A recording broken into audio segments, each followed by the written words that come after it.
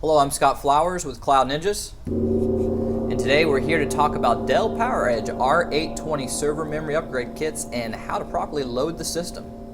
For starters, there are two types of chassis for the Dell PowerEdge R820. As you see here, this one is an 8-base small form factor, and there's also a 16-base small form factor, which basically you can just see that you can put an expansion kit right here and you just double the drives. This utilizes Intel E5 4600 V1 and V2 series CPUs, and you can actually put 4 procs in the system, which is what makes it so unique. And it is an LGA 2011 socket. This is the next gen from the R810. And with this machine, there is a total of 48 slots that accept DDR3 memory. And you can utilize two types of DDR3 memory, and this is actually very important because you can utilize ECC Registered, also known as RDIMM, or load-reduced memory known as LRDIMM. With ECC Registered, you can get a max of 1 terabyte of RAM utilizing 32 slots of 32 gigabyte modules at 1600 megahertz. However, you can get 3 times as much RAM with LRDIMMs because you can actually utilize all 48 slots and you can put in 64 gig DDR3 at 1600 megahertz. So it's quite the improvement. And some people ask, well, why can you utilize 48 slots with LRDIMMs and you can only utilize 32 slots with RDIMMs? Well, the answer is actually quite simple. It's known as the rank rule. And the rank rule states that you can only put 8 ranks per memory channel. And we'll get into that a little bit more on the second half of the video. But before, so what I want to do next is go ahead and open it up and show you how to physically load the systems, explain more about the rank rule, and show you the memory channels themselves. But before we do that, first things first, we have to make sure that we have our ESD gear on. So we're going to put on our ESD gear and we'll be right back. Now that we have our ESD gear on, we're safe to open the machine and prevent it from getting electrostatic discharge, potentially damaging the motherboard or the parts. So first things first, you want to make sure the latch is set to unlock. Simply pop it open and lift up the top. Very simple. So now that we're in, we were talking about before, it is a 4 CPU system. You can see 2 of the CPUs on top. You might go, hey, where are the other 2 CPUs? There's actually another motherboard below that we will show you in a minute how you can actually get into it and pop in the RAM there and pop in the CPUs there as well. But for the first one, I want to show you that for each CPU, there are 12 DIMMs. And within that there are 4 memory channels, which means there are 3 DIMMs per memory channel. And if this doesn't make sense to you, the good thing is, heck, Dell made it really easy. They color-coded it for us. So at the start of each channel, it goes white, and then black, and then green. And the next channel is white, and then black, and then green. So Dell made it easy. And it's even labeled as well, so if you look at the channels, you can see this is actually the very first channel, D1. Or the very first module of the first channel. So it would go D1 and then D2, and then you come over and you got D3 and D4, if that all makes sense. So this is important for a number of reasons. So let's say you're not maxing the machine out and you're only like this only has 4 modules in here right now.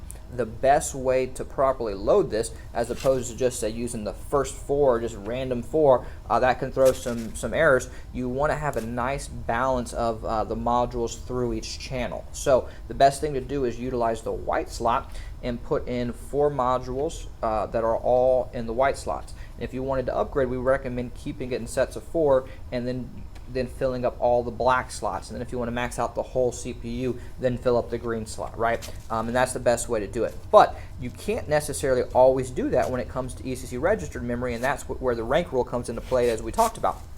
So as we said, there are 4 memory channels and then 3 DIMMs per channel. So if you look, with ECC registered memory, it is quad rank, and the rank rule states you can only have 8 ranks per memory channel. So basically, some quick math will tell you with quad rank, if you put 3 of them in the channel, it gets you to 12, and it'll start throwing errors. With load reduced memory, on the other hand, it's a better technology, and it breaks the rank rule, and you can put in as many ranks as you want. For instance, 64 gig modules are 8 ranks by themselves, so you're actually putting in 24 ranks per with 64 gig modules, which is why we recommend load reduced memory as opposed to ECC registered, because load reduced memory just allows you more scalability. So even if you were only going to put in, let's just say 432 gigs, I would recommend to you buying load reduced, because long term, if you want to add in more modules and continue to upgrade your system, it's easier to do that for scalability's sake with load reduced modules. Okay,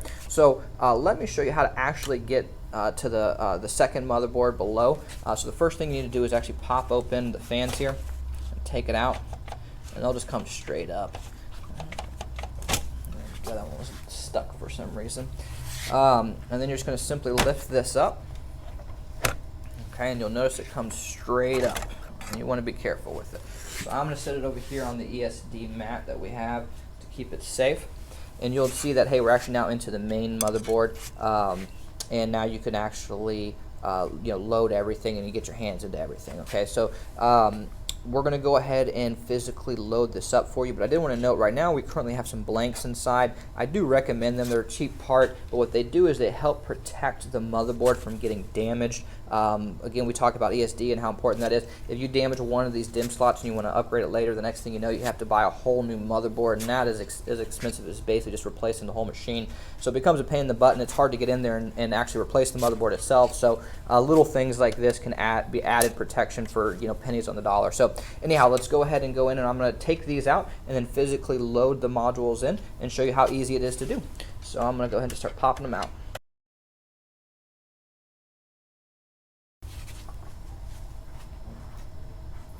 Okay, so I would like to note there is a key or a notch right in the middle of the module. This is important because this prevents users from making an error and putting in the wrong type of module. For instance, if you were going to put in a DDR2 module or put in a DDR4 module, it physically would not fit. Same thing if you were to accidentally grab a desktop module and try to put it in, it just physically would not fit. This prevents users from making, unfortunately, all too common error.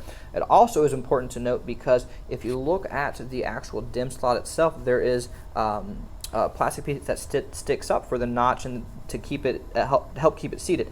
If you flip it around the wrong way, you can do one of two things: damage the lead, which would damage the module, or you can actually again damage a DIMM slot, which will then make you have to replace the whole motherboard, and we already talked about how expensive that can be.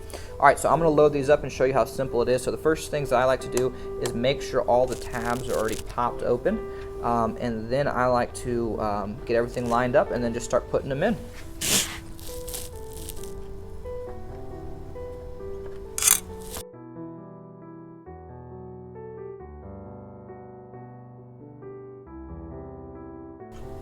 Would like to note we have to flip at this point. The notch has switched.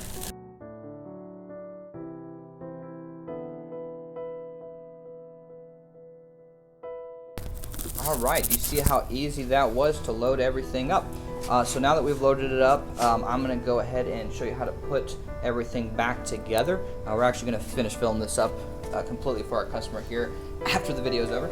So first things first, we're going to put the riser back on. You need to make sure you have everything properly lined up.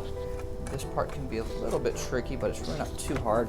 And then just set it down real gently and then push this back down. You'll even hear it click. You hear that nice click, you know you got it into place, okay? Now we're going to go ahead and put the fans back in. The fan modules are sometimes a little tricky. As you saw, they were kind of a pain to get out. Right, perfect. Now we got it back in. Voila, very simple. Next thing, just simply put the top back on.